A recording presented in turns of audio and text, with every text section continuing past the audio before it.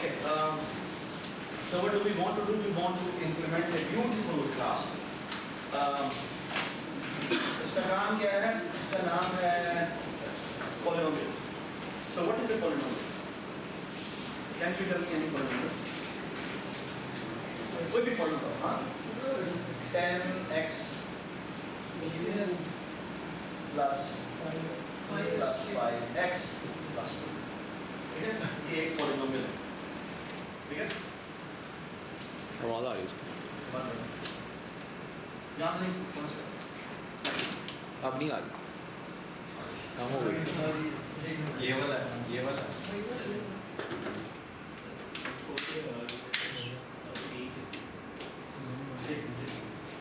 तो ये पॉलिनोमियल है, ठीक है? और so let me name it as px something like that. Okay? और ये एक और पॉलिनोमियल है, let me call it gx. ये भी है 10 minus 10x to the power 5 plus 3x square या क्यूब कर लेते हैं plus 3x plus ठीक है? इसी तरह और हो सकती है जैसे tx is equal to minus 20x to the power 10 plus 2x plus ठीक है? इस तरह के हमारा बहुत सारे पॉलिनोमियल हैं. What do you want to do? You want to first the question is you want to represent it in the form of something. I don't know what that something could be. Okay? I want to store it. ठीक है? फिर बड़ा मुझे अच्छा इसलिए लगता है कि it's a kind of a practical question. और फिर हमने of course इसके ऊपर ही कैलकुलेटर वाला काम करना है. पॉलिनोमियल्स को हम ऐड कर सकते हैं, पॉलिनोमियल को हम सब्ट्रैक्ट कर सकते हैं, पॉलिनोमियल को हम मल्टीप्लाई कर सकते हैं, पॉलिनोमियल्स को हम डिवाइड कर सकते हैं. Okay? And then the last is एक और भी चीज़ है पॉलिनोमियल को हमने evaluate करना है. evaluate का मतलब ये है फॉर एग्जांपल अगर मैं कहूँ कि ये पॉलिनोमियल है, ये p at x is equal to let's say 2 हमने कंप्यूट है, that will be equal to 10 into पता है मुझे 2 की power 3 plus 5 into 2 plus that is actually how much? ये 8 हो गया, 80 हो गया, 10 90 और ये 92 आ गया. ऐसे इसी तरह से मैं g को भी कह सकता हूँ, p को भी कह सकता हूँ, सम वैल्यू को. ठीक है? फॉर एग्जांपल अगर मैं कहूँ कि tx x is equal to 0, मैं क्या वैल्यू आएगी? 0. ठीक है? Does it make sense? ठीक है? So इस तरह कोई भी इक्वेशन हमने evaluate. ठीक है? So what do we want to do? We want to do evaluate. ठीक है? We want to do addition, polynomial addition, polynomial subtraction. Number 4 task is polynomial multiplication. And then the 5th task is polynomial division. Okay? Polynomial division. ठीक है? हम 5 task करते हैं. तो पहला question मेरा आपसे ये है कि इस पॉलिनोमियल को स्टोर कैसे करें? क्या हम कैरेक्टर अरे की फॉर्म में स्टोर कर देंगे? कैरेक्टर अरे की फॉर्म में अगर हम स्टोर नहीं कर देंगे, so we will be in a big trouble. Why? Because हमने जब evaluate करना होगा let's say x is equal to 2 के ऊपर, तो हमें पूरी की पूरी स्ट्रिंग में से करना पड़ेगा क्या? हमें पूरी स्कैनिंग करनी पड़ेगी. ये इंटीजर्स आ रहे हैं, तो इंटीजर्स आ रहे हैं करके क्रिएट करते जाओ. ठीक है? फिर जब इंटीग्रेशन करने के बाद उसको इंटीजर में कन्वर्ट करो, फिर अगली x की कौन सी पावर आ रही है उसको तुमने फिर उसको रिप्लेस करके उसकी पावर निकालनी पड़ेगी. काफी कॉम्प्लिकेटेड टास्क है. ठीक है? So the task looks very complex. ठीक है? But what we're going to do is we're going to transform it into much more simpler version. Okay? And that designing is the most important thing. कि how we're going to design it. Okay? अच्छा, अब सवाल पैदा ये होता है कि इसको हम कैसे रिप्रेजेंट करें? मुझे बताया क्या ये चीज इम्पोर्टेंट है? x Actually, this is not important. I think one polynomial can be expressed in 2 ways, in 2 possible properties. If I want to represent a polynomial, I think perhaps the most important thing is, okay, what is the degree of the polynomial? So for example, इस polynomial की degree कितनी है? 3 है. Okay? Sir If you know. Sir आप कह रहे हैं x नहीं है मतलब कि लास्ट वाले के साथ तो x नहीं है हाँ ठीक है. तो फिर उसमें क्या करेंगे? हाँ बताओ. ठीक. Actually अगर नहीं है तो उसको x की पावर 0 कहते हैं. ठीक है? Actually मैं एक और भी चीज़ बताऊँ. और वो ये चीज़ है, for example ये polynomial की डिग्री 3 है ना? अगर 3 डिग्री की polynomials है, तो these are actually called what? polynomial में क्या कहते हैं? नहीं. क्या कहते हैं? क्या एक नाम होता है? बेटा ये क्या है? ये coefficients. Coefficients भी कहते हैं, वो constants भी कहते हैं, जो भी आप कहना चाहें. ये इसके coefficients हैं. Okay? Alright? So the thing is कि अगर एक polynomial की डिग्री 3 है, तो कितने coefficients होंगे? जवाब. नताशा. 4 क्यों? हाँ. 0, 1, 2 इसमें है actually. और वो actually क्या है? Essentially this thing is actually 0x square. उसका बस coefficient 0 है. You are saying? So actually, if you want to store it, we can actually store it in the form of this. Actually, what we need is, we need an array of 4 elements to represent this. And it will be an array of integers. Okay? And this will be 10, and this will be 0, and this will be 5, and this will be 2. Okay? And done. Huh? And done. Huh? So actually I have represented my polynomial in the form of this. Okay? अब सवाल सिर्फ एक छोटा सा मेरा एक और आपसे है. वो ये कि this will be the 0th index, this will be the first index, this will be the second index, and this will be the third index. Okay? All right? अगर मैं evaluate करने के लिए जाऊँ इसको, इस polynomial को, तो this will be what? This is actually representing me 10 into, let's say मैं कहता हूँ eval करो at 2 का मतलब क्या x is equal to 2. ठीक है? तो essentially मैं क्या करूँ? 10 को multiply करूँगा किससे? ये अगर ये मेरा एक वेरिएबल है, इसके अंदर वैल्यू आई x है. So what I will do is मैं इस you know c's की मेरी array है, c's ये, तो मैं कहूँगा c's के 0th इंडेक्स को पकड़ूंगा और मैं इसे किससे मल्टीप्लाई करूँगा? मैं एक्चुअली x की पावर क्या करूँगा? 3 का, है ना? इंडेक्स 0 है, पावर 3 है. एक्चुअली अगर आप in the form of degree देखें तो पावर क्या है? पावर डिग्री है ना? और जो नेक्स्ट टर्म है वो क्या है? वो एसेंशियली है 10 इंटू, सॉरी एक्चुअली है 0 इंटू x की power 2 which is degree minus 1. So अगर इंडेक्स नंबर 1 है तो जो पावर है वो डिग्री माइनस. तो essentially अगर मैं लूप थ्रू करूँ उसके अंदर, तो essentially this will be equal to c is I into, अगर मैं evaluate करूँ, वो हो जाएगी x की power degree minus I. Does it make sense? Okay? फिर आई क्या होगा? I क्या होगा? आगे एक्चुअली लूप थ्रू कर. तो अगर मैं n का लूप लगा, डिग्री का लूप लगा के लूप थ्रू करूँ, तो ये डिग्री माइनस है जाएगा. Okay? धीरे आप देखें ये डिग्री माइनस में पुश तक करनी पड़ती है ना? सो अगर 0 इंडेक्स है तो मुझे पावर डिग्री माइनस आई देनी पड़ती है ना? ये अब एक तरीका है ना? जिसमें मैंने कोएफिशिएंट्स को जो स्टोर किया है वो मैंने फ्लैश की स्टोर किया. इधर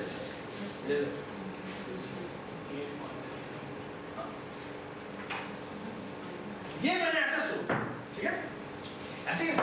अच्छा मैं अब ना एक और काम करने लगा हूँ और वो ये काम है कि ना इसी को एक और फॉर्म में स्टोर, और वो फॉर्म बड़ी इंटरेस्टिंग है. पिछली क्लास में बच्चे ने रिप्रेजेंट की थी और पूरा लेक्चर ही शेयर किया. और मैं कहा व्हाट इफ कि मैं इनको फ्लिप फॉर्म में स्टोर. फ्लिप का मतलब क्या है? फ्लिप का मतलब ये है कि मैं अरे को स्टोर करूँ अगेन वही. इसकी डिग्री कितनी है? इसकी डिग्री है 3. ठीक है? अरे मेरी 4 है, ये नाम इसका सीज है. ठीक है? But what I was going to do is मैं वो मेरा असल में पता क्या होगा, वो होगा जिसकी डिग्री स्क्वायर, which means 2 मेरा यहाँ पर होगा। उल्टा Okay? सर और अगला क्या है, 5 और 5 यहाँ पर, अगला क्या है, 0 और 0 यहाँ पर होगा, और ये क्या है, ये है 10, तो यहाँ पर 10 पर होगा। अच्छा अब आगे मजेदार बात है, अब अगर मैंने evaluate करना है, तो now evaluation is quite simple. Why? Because 2 into x की पावर 0 है ना, जो इंडेक्स है वही उसकी पावर है, so plus हाँ जी 5 into x की power 1, which essentially is c1, and what is this? It's essentially c 0. So essentially my overall index जो indexing होगी वो क्या बन जाएगी, वो बन जाएगी c I into x की पावर I. समझ में? तो what a simple way to represent the same thing. अगर मैं ऐसे करता हूँ तो थोड़ा कॉम्प्लेक्स काम करता हूँ, और मैं ऐसे करता हूँ तो चीजें कितनी सिंप्लीफाई हो सर दो बना लें, एक डिग्री की अलग और उसकी। अच्छा अभी मैं बताऊँ, एक और मैं आपको बात, माइनस में मतलब कोई माइनस में नहीं होती, मैं पॉलिनोमियल की बात कर रहा हूँ, पॉजिटिव पॉलिनोमियल की बात कर रहा हूँ, सर ठीक है जी सर फ्रांस। वो अगर 0 आपने x स्क्वायर लिखा होगा, हाँ तो अगर वो यहाँ इक्वेशन में लिखा हो तो फिर हमें कैसे पता चलेगा यहाँ पे 0 है? क्या मतलब, देखें ना, आपने 0 x स्क्वायर लिखा होगा, जी बेटा, ये आपने खुद ही ऐड किया। हाँ ये मैंने लिखते नहीं हम, सो वो कोफिशिएंट, वो डिग्री, तो सबसे ज्यादा डिग्री तो लिखते ही लिखते हैं, जिनमें डिग्रीज नहीं होती उसका मतलब उन्हें कोफिशिएंट सर जब लिखा ही नहीं होगा तो हम लोग 5 की तरह 5 जैसे 2 और 5 और 0 और 10 किया है, हाँ तो 0 की जगह जब कुछ और नहीं होगा फिर तो उसकी जगह 10 आ जाएगा, ये जब उधर इक्वेशन में नहीं, हम इसीलिए हम सारे कोफिशिएंट्स से, ठीक है, जो नहीं भी है जो नहीं भी है वो भी से, अब वो जीरो फॉर्म, तो डेटा एक्स्ट्रा आपको रखना पड़ेगा, यू आर एब्सोल्युटली जीरो का क्या जीरो का मतलब रीड कर रहा होगा तो हमें कैसे पता चलेगा? वो मैं बताता हूँ, वो मैं बताता हूँ, थोड़ी देर, but everybody understand overall scenario, ठीक है। अच्छा मैं आपको भी एक और एडवांटेज बताता हूँ, अच्छा बेटा इसको भी रिप्रेजेंट करते हैं, मैं अभी इसको इरेज करता हूँ और चीजें देखना कैसी कॉम्प्लेक्स होती है। बेटा इसको स्टोर करें, बताएं मुझे ये किस फॉर्म में होगा, ये होगा -10, ये होगा 0, फिर होगा 3, फिर होगा 0, फिर होगा 3 और फिर होगा 20। जब ये इसका 0 इंडेक्स है ना, ये इसका 1 इंडेक्स है। क्या मुझे वैसे बताओ, इन दोनों पॉलिनोमियल को ज़रा में ऐड करें तो क्या आंसर होगा? Can I add this into this? No. तो इसका मतलब क्या है कि यहाँ का पहला एलिमेंट इसका इसके किस एलिमेंट से जाके ऐड हो गया, इसके थर्ड यानी सेकंड इंडेक्स से जाके add, very very difficult. Why difficult? Because यहाँ पर मुझे चेक लगाने पड़ेंगे, ये एक्चुअली इसमें शुरू में सारे इग्नोर मार है ना, इतना आगे से शुरू करना पड़ेगा मुझे, ये काफी कॉम्प्लेक्स है, लेकिन इसी को मैं इधर स्टोर करता हूँ। And now look at this, how things will become so simple and elegant. So look at this. जी इसको मैं स्टोर कैसे करूँगा, यहाँ पे 20, यहाँ पे 3, यहाँ पे 0, यहाँ पे 3, यहाँ पे 0 और यहाँ पे -10. And now things will be so simple. Why? The answer will be, I will just add them up. The 0th index added with 0th index, the answer will be 22. 5 plus 3 is essentially 8. 0 plus 0 is essentially 0. 10 plus 3 is essentially 13. And 0 plus, now I have to be careful. If I am indexing to the value which is going out of the boundary, which essentially means what? ये क्या है, 10x cube. अगर मैं आपसे सवाल करूं कि इसका x to the power 4 की टर्म इसमें कहां पर, इसका कोएफिशिएंट क्या है, तो क्या वो essentially 0 है। अगर मैं आपको कहूं x की पावर 5 का इसमें कोएफिशिएंट बताएं तो क्या है, essentially 0 है। So actually अगर मैं ऐसा इंडेक्स करने को उसे कहूं कि जो उसकी डिग्री से ज्यादा का है, I will immediately say without checking कि भाई 0 रिटर्न कर, ये बात है। So I can actually make a very small function, tiny function, एक लाइन का फंक्शन है, मैं आपसे कहूँगा कि मुझे बताओ कि एलिमेंट ऑफ द टर्म, ये फंक्शन का नाम है एलिमेंट ऑफ द टर्म, और मैं उसमें पास करूँगा क्या, मैं पास करूँगा टर्म की एक वैल्यू, टर्म की डिग्री की एक वैल्यू। लेट्स से मैं इसका पास करूँगा कि अगर मैं पास करूँ क्या, अगर मैं पास करूँ 3 तो वो रिटर्न कर देगा, अगर मैं पास करूँ 2 तो रिटर्न कर देगा 0, और अगर मैं पास कर दूंगा 1 तो रिटर्न कर देगा 5, अगर मैं पास कर दूंगा 0 तो वो पास कर देगा 2, है ना। अगर मैं पास करूंगा 4 तो वो रिटर्न पता है करेगा 0, अगर मैं पास करूंगा 10 तो वो पास करेगा क्या 0, मतलब if it is greater than degree तो रिटर्न 0। ठीक है, वेरी वेरी सिंपल। उस फंक्शन में सिर्फ डिग्री जाएगी, सिर्फ डिग्री पास होगी कि यार इस ये भी पॉलिनोमियल तुमने ब्रैकेट पे रखी हुई है उसकी, इस ये वाली टर्म मुझे बता, अगर वो वैल्यू डिग्री से बड़ी है तो मैं रिटर्न करवा दूंगा 0, अगर वो डिग्री से लेस देन और इक्वल टू है तो मैं डायरेक्टली सीएस के उस इंडेक्स पे जाऊंगा वहां पे जो वैल्यू पर लिखा हुआ है, दोनों की डिग्री हम पहले स्टोर कराएंगे। देखो ठीक है, पॉलिनोमियल हमने बैक साइड पे बनाई होगी जिसमें हमने पूरी समय स्टोर ये बस right. Do you agree? So which implementation look very very beautiful, very very simple, हाँ द राइट वन ऑब्वियसली, है ना। The left one look very very ugly, क्योंकि इसमें हमें काफी सारी चीजें खुद करनी पड़ती है, ठीक है। Everybody understand, okay.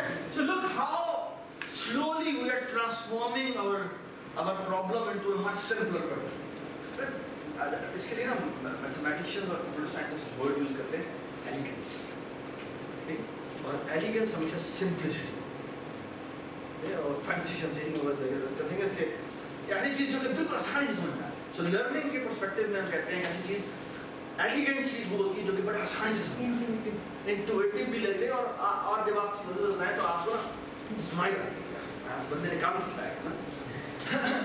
चले जी, ये हम इसको हम मिटा देते हैं क्योंकि ये हमारे किसी काम का नहीं, we all agree to that, ठीक है। अच्छा, अब हम मैं आपको बता दूं बात कि हमने किसी भी पॉलिनोमियल को रिप्रेजेंट करना होगा तो फाइल में ऐसे रिप्रेजेंट करें। So here will be some file, इसका मैं नाम बदल देता हूं peas.txt, ठीक है।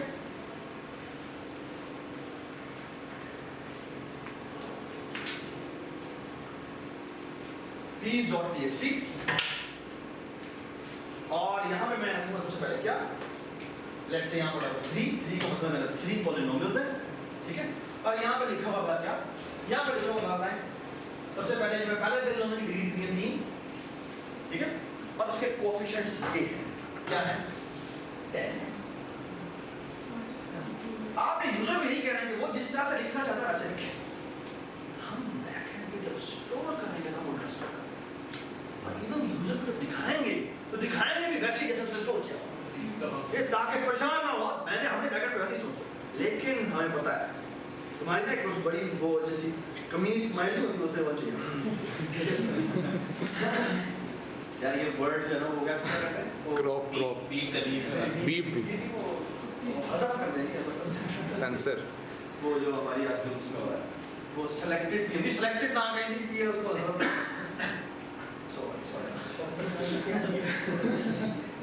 अच्छा यहाँ पे 10 हो गया, यहाँ पे 0 हो गया, ठीक है, यहाँ पे 5 हो गया, और यहाँ पे 2, ठीक है, मेक सेंस। ये हमारी पहली एंट्री हो गई। उसके बाद पड़ा हुआ यहाँ पे क्या 5 0 भी पड़ा था, 0 हाँ 0 पड़ा, ठीक है। और यहाँ पर क्या हुआ 5, यहाँ पड़ा हुआ -10 जी, यहाँ पड़ा हुआ 0, यहाँ पड़ा हुआ 3, यहाँ पड़ा हुआ 0, यहाँ पड़ा हुआ 3, और यहाँ पड़ा हुआ 2। बस में नहीं बात नहीं जी, सही है। तो डाटा मुझे रखवा हाँ खाना और वो कैसे यूजर तो ये वो बिठा ठीक है, वो बिठा ओके जी। वैसे तो उसका काम वाला काम नहीं है, वो एक्चुअली ये इसको फ्लैट फाइल में रखेगा कर सकते। तो 10 जो कि इंटीजर में आ जाएगा, फिर क्या होगा उसके बाद x रखा हुआ होगा, फिर इसको अंदर रखना है तो इसको डायरेक्टली रखवा दो, या इसके यहाँ पे एक पावर का साइन लगा दो, और फिर क्या लिखवा दो, फिर आगे दोबारा से इंटीजर होगा जिसको तुमने रिसीव करना है, तो यहाँ पे इंटीजर पड़ा हुआ है क्यों पड़ा, तो यू कैन, और उसके बाद ऑपरेशन होगा तो क्लास होगा, तो you can easily do that, don't worry. आगे जो 0 है क्या वो आगे x हाँ, तो वो कोई ऐसी बात नहीं है, मैं यहाँ से रीड करता रहूँगा, ठीक है, मैं यहाँ से रीड करता रहूँगा। अगर मैं अगला पूरा लोड कर लेता हूँ और मैं देखता हूँ उसकी पावर क्या है। जो पावर आएगी, मैं अगर लेट्स से क्यूब के बाद एक्स आ गया, उसका मतलब है कि मुझे एक का लूप लगाना है आगे और उसमें जीरो रखेगा। तो जैसे मैं 10 रीड करूँगा, तो 10 के बाद अगला मैं पूरा रीड कर लेता हूँ, लेकिन इसके बाद क्या आता है, पावर आती है 1, इसका मतलब क्या है, मुझे अगली 8 वैल्यूज के ऊपर जीरो रखना, बस मैं या 7 वैल्यूज के ऊपर जीरो रखना, ठीक है। तो कितना मुझसे काम नहीं करेगा, आप कर सकते हैं, लेकिन मेरी रिक्वायरमेंट सिंपल है, एटलीस्ट जीरो करो, वो करना है, वो आपके लिए बोनस है, ठीक है। अगर आप एक्चुअली पॉलिनोमियल्स पढ़ी हुई रीड करना चाहते हो और उनके साथ काम करो, तो दैट इज द बोनस, ठीक है। आगे ले जाओ 10 है, इसमें क्या हो जाएगा बेटा, इसमें आ जाएगा यहाँ पर आ जाएगा -20, आप फिर कितने जीरो आ जाएंगे, 9 8 7 6 5 4 3 2 1 और ये हो गया। Does it make sense? तो ये फायदा है, ठीक है। अब मेरा सवाल है कि हमने इसको लोड करना है, ठीक है। सो लोड करने के लिए हम अपनी क्लास बनाते हैं, ठीक है। So first we will design that class और फिर उसी के ऊपर हम बात करेंगे, ठीक है। कुछ बातें हैं जो कि हम अभी डिस्कस करनी है, बड़ी थोड़ी सी रिव्यू की हैं, तो चलिए मैं क्लास बना रहा हूँ, जिसका नाम रखा हूँ क्लास पॉलिनोमियल, ठीक है। यार इधर कर रहे हैं, हाँ जी, क्लास पॉलिनोमियल चलते हैं, ठीक है। ना लोग यार ये बंद है,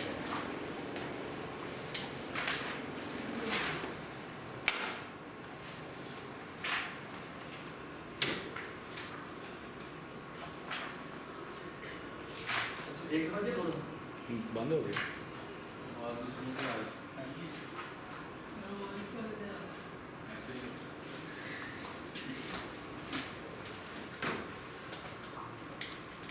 सही है।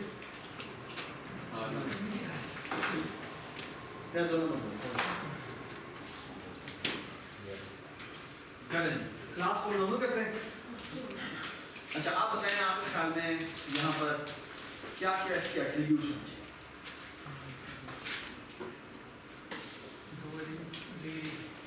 हाँ डिग्री, शाबाश, एक तो इंटीजर होना चाहिए डिग्री, ठीक है। और क्या होना चाहिए? हाँ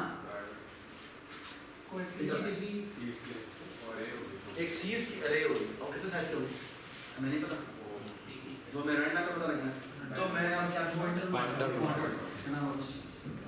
ठीक हो गया। ये दोनों प्राइवेट एट्रीब्यूट्स हैं, ठीक है। क्यों प्राइवेट होता? हाँ बाद में मैं कुछ भी ना लिखूँ तो प्राइवेट होता है, ठीक है। अब मैं पब्लिक पार्ट में आता हूँ, पब्लिक पार्ट में आने सबसे पहले तो मैं पॉलिनोमियल लिखता हूँ, ठीक है। ये मैंने एसेंशियली क्या बनाया, मैंने कंस्ट्रक्टर बनाया जो कोई पैरामीटर पास नहीं करता, ठीक है, ठीक है। बताओ ये कंस्ट्रक्टर में क्यों चाहिए होता है शॉक, ये कंस्ट्रक्टर में क्यों चाहिए होता है आप अगर मैं कभी भी एक पॉलिनोमियल का एक ऑब्जेक्ट बनाता हूँ तो उसको हम मैंने बाय डिफॉल्ट अगर वैल्यू असाइन करनी है कि वो खुद ब खुद इनिशियलाइज हो जाएगी, गार्बेज वैल्यूज ना हो, गार्बेज वैल्यू अब नई सी प्रोसेस के अंदर गार्बेज वैल्यू किसी को भेजना, असाइन करना, आउटपुट करवाना, सब का सब as a run time error कहलाता है। प्रोग्राम क्रैश हो जाए, गलती से भी प्रोग्राम क्रैश हो जाए, ठीक है ना, ठीक है। अभी हो सकता है मैंने चेंज करनी हो लेकिन मैं गलती से भेज दिया, वो ऊपर क्रैश कर गया, ठीक है। सो इसलिए ये कंस्ट्रक्टर अगर आप बना लें तो उसको होता है ये आपको खुद ही इनिशियलाइज कर सकते हैं, ठीक है।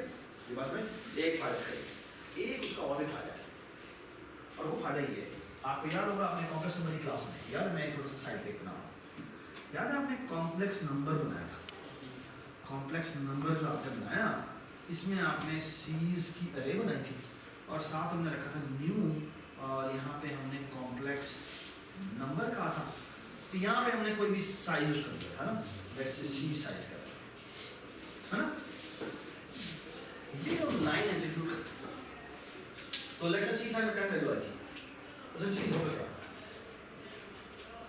हाँ जी होता क्या होता बेटा ये कि एक्चुअली कितने साइज की अरे बनती है, तो ये क्या ये सारी चीजें हीप पे बनती हैं या स्टैक पे बनती हैं? पॉइंटर स्टैक पे, बाकी तो हीप में ये तो बताओ कुछ ऊपर, हाँ जी ये सारी चीज़ें सी पे बनती हैं।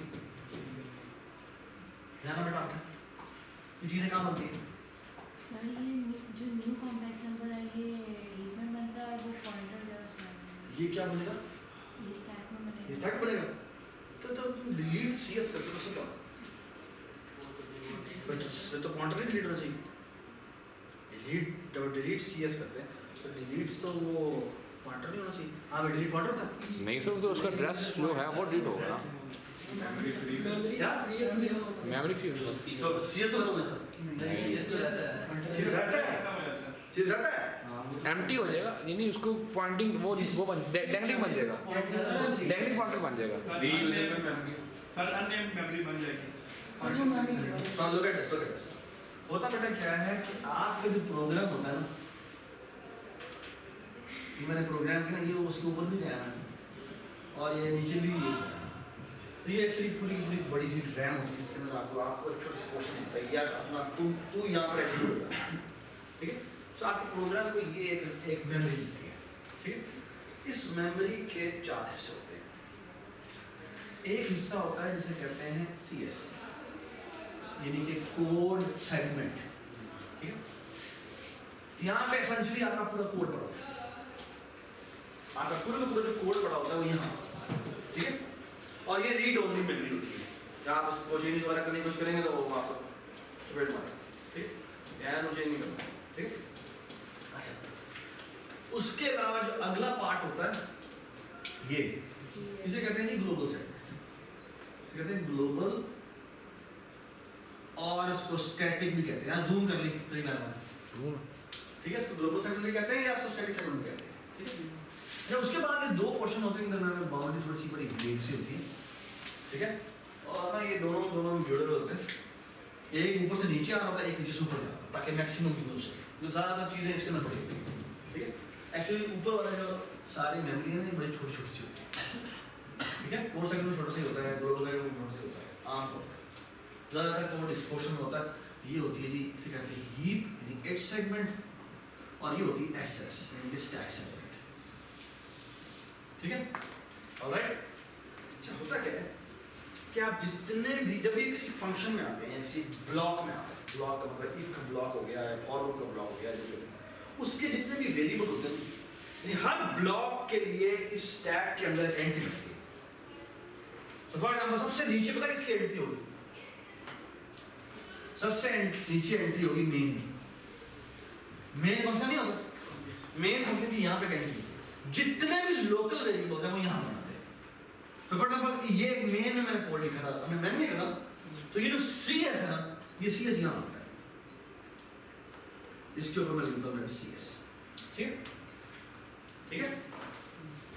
अच्छा, अब अगली सुनिए बात, जब मैं कहता हूँ is equal to new complex number, तो ये जो मेमोरी है ये जाके बनती है हीप पे। तो एक्चुअली ये मेमोरी बनेगी जाके कहाँ पर? हीप पे। फॉर एग्जांपल मैंने 3 कॉम्प्लेक्स नंबर बनाए तो 3 ब्लॉक्स बन जाएंगे, ठीक है।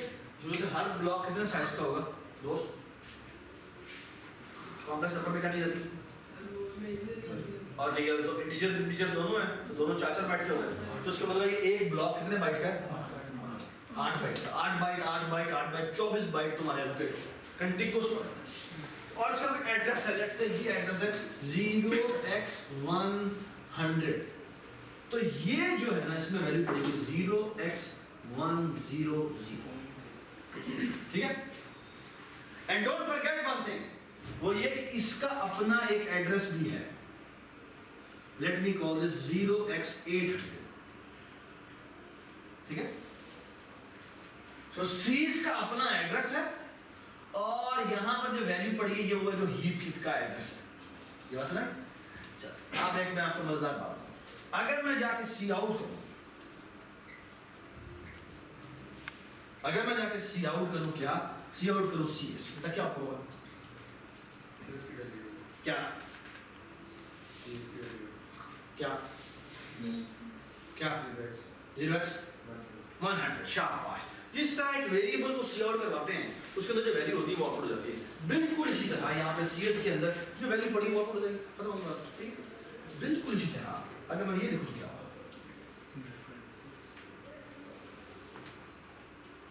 अगर मैं ये लिखूँ तो CS 0x800 क्यों? क्योंकि अगर आप किसी भी वेरिएबल से पहले एम्परसेंड डालेंगे उसका एड्रेस डिस्प्ले हो जाएगा। बस ना एवरीबॉडी अंडरस्टैंड? चेक बात और बताओ।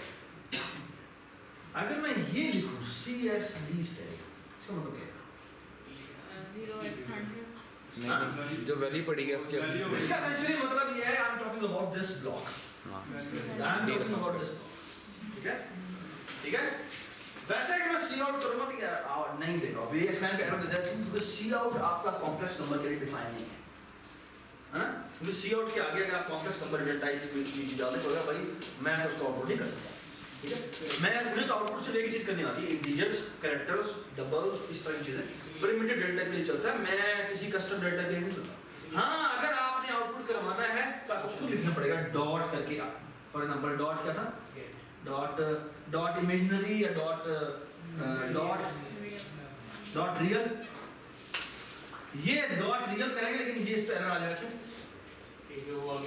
क्योंकि ये जो रियल है ये इसका प्राइवेट डेटा मेंबर है, you can not access that. If you want to access it use a get real function. Get real function उसके अंदर बनाएं, गेट रियल वापस रिटर्न करेगा, वो तुम सीखा। बात समझ में? Everybody understand? Everybody understand? Complex number के अंदर ना कॉम्प्लेक्स नंबर की क्लास के अंदर एक फंक्शन बनाएंगे गेट रियल और उसकी बस उसमें से एक लाइन लिखी है रिटर्न रियल। रिटर्न दिस है क्योंकि वो हमारे प्राइवेट में होते हैं तो तुम्हें बाहर चाहिए तो मैं उसकी कॉपी रिटर्न कर देता हूँ। ठीक है? ठीक है? और अगर आपने प्राइवेट पब्लिक में रखा हुआ है फिर यस। ठीक है? ये बात समझ? ठीक है? अच्छा मैं एक बात बता रहा हूँ, अगर मैं ये डिस्प्ले करूँ तो क्या डिस्प्ले यार आप बताएं आपका नाम क्या है? सुभान बेटा बताओ। अगर मैं कहता हूँ CS+1 CS का मतलब क्या है? सिर्फ CS का मतलब क्या था? CS ये इस मेमोरी का नाम है। हाँ तो उसमें बड़ी हुई वैल्यू डिस्प्ले हो जाएगी क्या है? सर 0x1 सर नजर नहीं आ रहा। यार पहले बोला कर नहीं आ रहा पूरा कोड लिख दे नजर नहीं आया। नहीं सर वो बिल्कुल करीब से नजर लिखा है। ये क्या लिखा हुआ? सर ये बहुत करीब नजर नहीं आ रहा। 0x1 0x1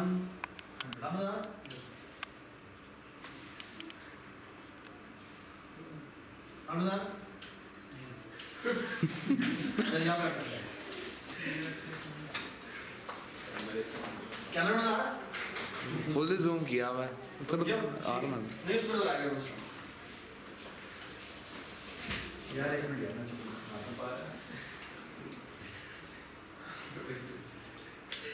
C's 0x800 0x1 अब बता ठीक है। अच्छा जब मैंने लिखा CS+1 जैना बेटा आप बताया क्या आपको CS का मतलब क्या है? सर 0x1 ये किसका एड्रेस है? सर वो जो ऊपर एरे बने एक कॉम्प्लेक्स नंबर का एड्रेस है ना। जब मैं अपना +1 करता हूँ उसको क्या सर वो एक आगे चला जाएगा ये क्या? 4 बाइट्स ऐड हो जाएगा 4 बाइट ऐड होगा 8 क्यों? क्योंकि सर एक में 2 इंटीजर है और दोनों 4 क्या बात है।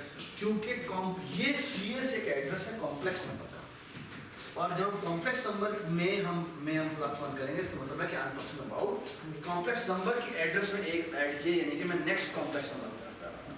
सो ना ये आउटपुट क्या आपने 0x108 बस ना एवरीबॉडी अंडरस्टैंड सिमिलरली हम लिखना ही है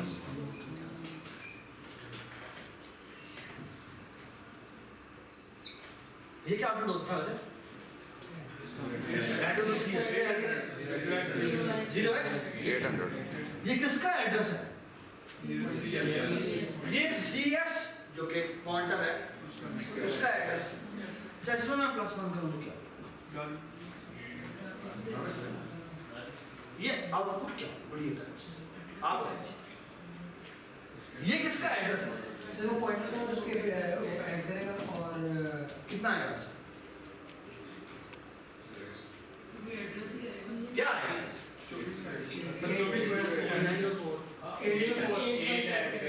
804. Why 804? This is the address of a pointer. +1 का मतलब क्या है? पॉइंटर जो भी पॉइंटर का एड्रेस है उससे नेक्स्ट पॉइंटर की तरफ चलेगा। अब आगे जो मर्जी पढ़ो, कोई गार्बेज है जो मर्जी पढ़ा, I don't care. I am just saying कि पॉइंटर है अगर है और पॉइंटर के एड्रेस में एक ऐड हो रहा है तो उसमें 4 ऐड होगा।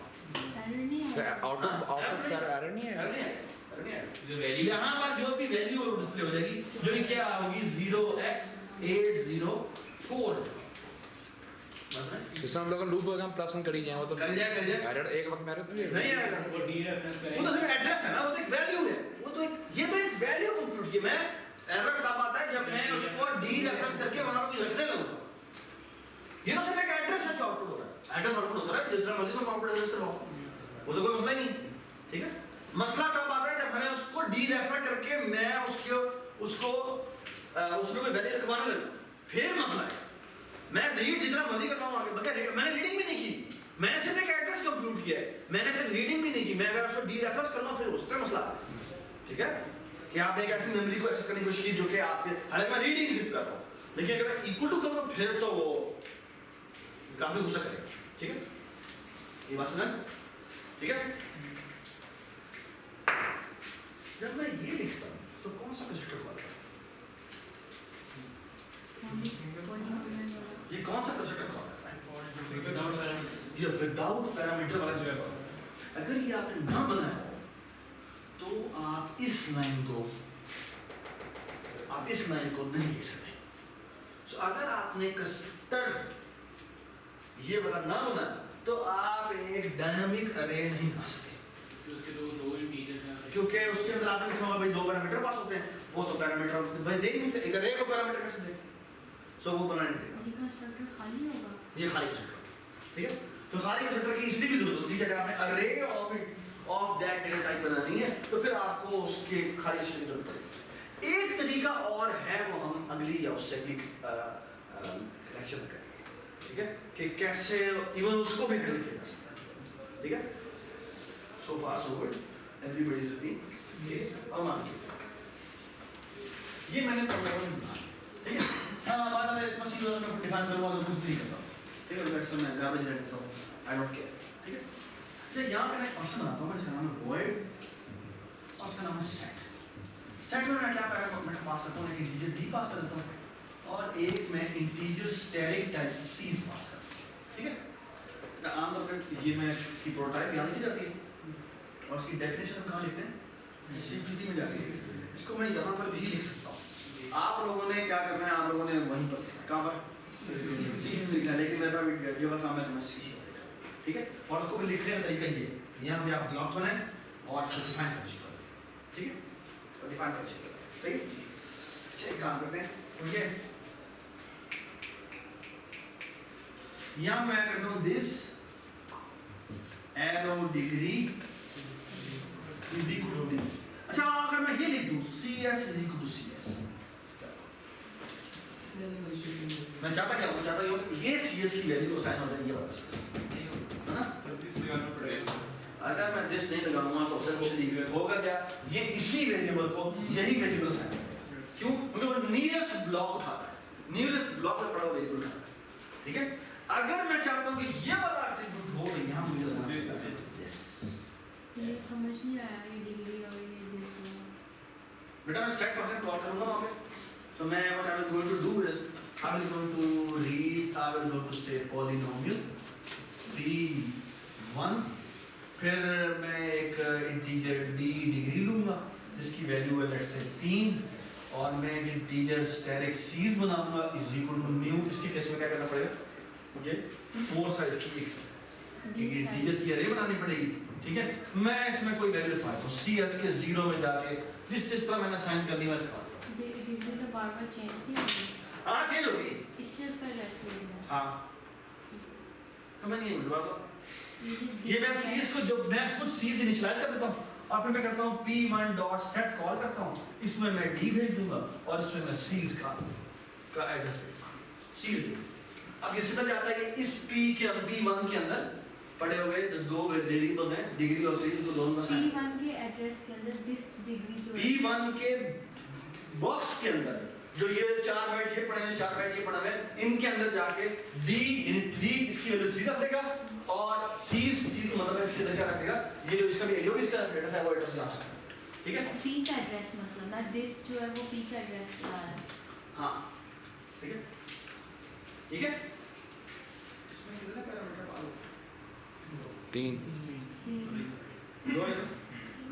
ठीक है, तुम्हारा नाम क्या? अहमद। अच्छा जब भी तुमसे कोई पूछे कि इसमें कितने पैरामीटर पास होता है, तुमने कह रहा है 2, तो मेरे साथी ने एक बड़ी कमीनी सी स्माइल दी है, ठीक है, जिसका एक मतलब है, एंड वी नो इसका क्या मतलब है, क्या मतलब है ये एक दिस भी पास होता है, ठीक है, तुम्हारे अंदर ही दिल में बात होती है, हाँ तेरे को नहीं पता, ठीक है, ठीक है, क्योंकि इसमें दिस पास होता है, ठीक है, ऑलराइट।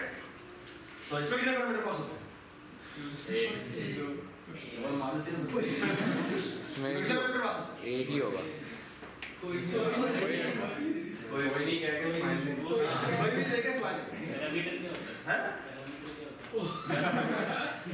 पैरामीटर पैरामीटर क्या होता है? पैरामीटर क्या होता है?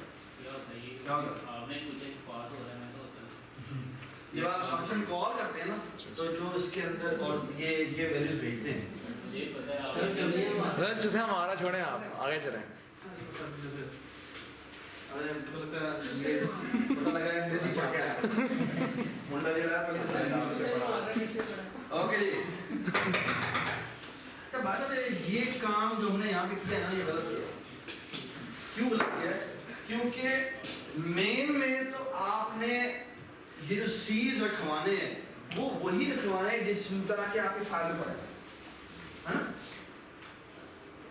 है ना। लेकिन हमें पता है कि इस क्लास ने बैकएंड पे जो अरे बनानी है वो उलट रखनी है ना। आउटसाइड वर्ल्ड को हमने नहीं पता। अब आउटसाइड वर्ल्ड की जो ऑर्डरिंग थी वही ऑर्डरिंग हमने बैकएंड पर रखी, सारी का कुछ गलत है, हाँ? हमने इसको फ्लिप करके रखा। फ्लिप करने के लिए हमें क्या करना चाहिए? इसका मतलब है कि हमें डायरेक्टली सीज वाली कॉपी नहीं कर सकते, तो हम ऐसे करते हैं नहीं बनाते, इसी को रिवर्स कर लें बस। इसको भी रिवर्स कर सकते हैं, ठीक है। लेकिन एक और बात भी, इसको अपना रिवर्स इसको भी रिवर्स कर सकते हैं, लेकिन मैं आई वुड रिकमेंड कि आप एक नहीं बनाए उसके अंदर बात से उसके ठीक है। सो लुक एट दिस, वो थोड़ा आसान हो, ठीक है। सो लुक एट दिस, मैं क्या अभी हम एक्चुअली सही बेहतर करेंगे, ठीक है, लेकिन अभी देखा क्या होता है। सो हम एक काम करते हैं वो ये कि this arrow degree is equal to d करते हैं, ठीक है। और यहाँ पे क्या करते हैं, this arrow cs is equal to new int करेंगे और यहाँ लिख देंगे क्या d plus 1। Why d plus 1? उसकी डिग्री जितनी होगी उससे एक ज्यादा मेरे नंबर ऑफ कोएफिशिएंट्स होंगे, ठीक है। अब देखने में यहाँ क्या करते हैं, यहाँ मैं लगाता हूँ फॉर लूप, ये ज़रा थोड़ा गौर से देखना, यहाँ बड़ी इंपॉर्टेंट बात है। यहाँ मैं कहता हूँ i is equal to 0, i is less than d plus 1 और यहाँ कहता हूँ मैं i plus 1। Why d plus 1? क्योंकि सर डी में वो 0 जो एंड पे आ रहा है वो भी तो लेना है। शाबाश। और उनके हमारे पास जो सीज में कोएफिशिएंट्स आ रहे हैं वो डिग्री से एक ज्यादा आ रहे हैं, ठीक है। लूप उल्टा नहीं लगेगा? लूप में उल्टा लगाने दो, स्टोर करते हुए मैं उल्टा करूंगा, ये बात तुम्हारी ठीक है, बिल्कुल ठीक है। ऐसे भी कर दूसरा तुम कह रहे हो वो भी कर सकते हैं, ठीक है। Actually let's write it in multiple ways. एक तरीका क्या है, मैं क्या करता हूँ, बल्कि that's a very good idea कि आई ये मैं ऐसे करता हूँ और एक और वेरिएबल बनाता हूँ कॉमा लगा के, जे को मैं वैल्यू असाइन करता हूँ, ठीक है। और ये इतना लूप लगा के ए आई को इंक्रीमेंट करते जाते हैं और जे को डिक्रीमेंट करते हैं, ये बात है, ठीक है। आई को इंक्रीमेंट करते जाएंगे और जे को डिक्रीमेंट करते हैं, ये बात है, ठीक है।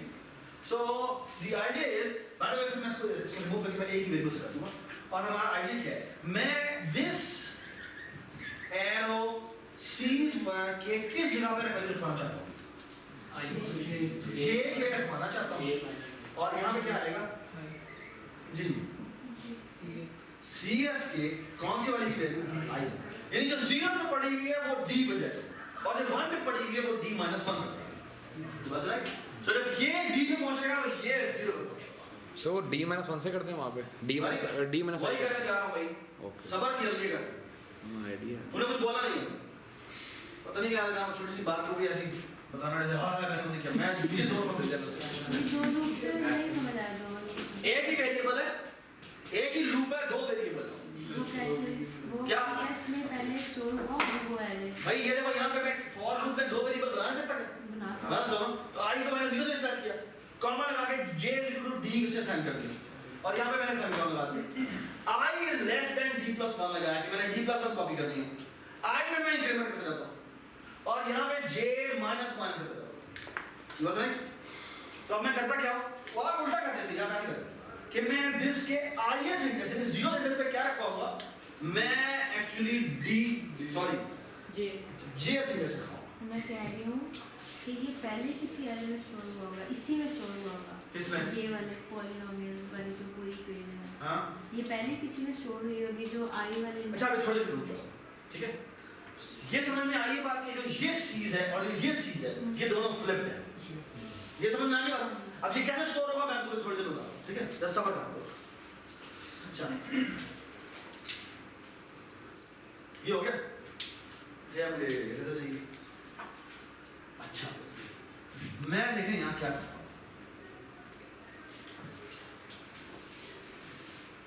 Please look at the board और देखें मैं सो लुक एट दिस। मैं यहाँ पे एक इंटीजर बना रहा हूँ p साइज। मैं आगे फाइल बेटा रीड कर लूँगा, ठीक है? और मैंने साथ ही इस स्ट्रीम रीडर बना दिया जिसके अंदर मैंने पास कर दिया sees.txt, ठीक है? जरूर कर लेना। और साथ मैंने क्या किया है, यहाँ पर मैंने पॉलिनोमियल टाइप का एक पॉइंटर बनाया है जिसका नाम रखा पीस, ठीक है? अच्छा, अब मैंने क्या काम किया, मैंने रीडर के थ्रू सबसे पहले तो पी साइज उठाया, ठीक है? पी साइज का मतलब क्या बेटा? हाँ, इसका मतलब ये कि मैंने सबसे पहले फाइल उठा ली, ये 3 उठा लिया,